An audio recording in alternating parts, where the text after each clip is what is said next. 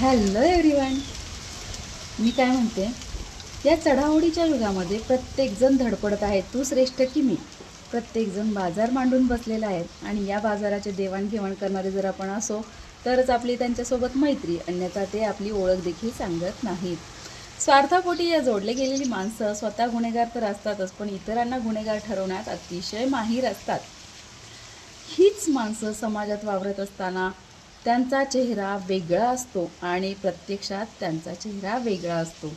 अशी दुतोंडी माणसं समाजामध्ये अनेक भेद निर्माण करून स्वतःचा स्वार्थ साधत असतात.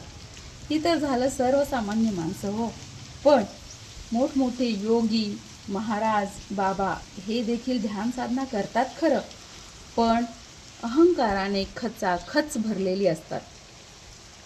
असो, या विविधतेने नटलेल्या समाजाला माझ्याकडून नवीन वर्षाच्या खूप खूप साऱ्या शुभेच्छा. काही निगेटिव्ह समाज असला तरी काही पॉझिटिव्ह समाज देखील आपलं अस्तित्व टिकवून आहे. नाहीतर शेवटी काय हो, महायुद्ध आले, महाभूकंप आला, महापूर आला, महारोगराई आली की हे सर्व भेद विसरून आपण फक्त आणि फक्त सर्वायवल करत असतो. आणि अशा वेळेस हा पॉझिटिव्ह समाजच आपल्या उपयोगी पडत असतो.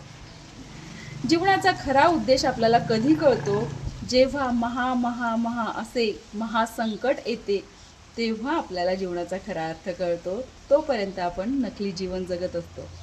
नवीन वर्षानिमित्त हा संकल्प करूया की आपण सर्वजण नकली जीवन जगणं सोडून असली सुखी, समाधानी, आनंदी जीवन जगूयात. धन्यवाद आणि पुन्हा एकदा नवीन वर्षाच्या आपल्या सर्वांना खूप खूप साऱ्या शुभेच्छा.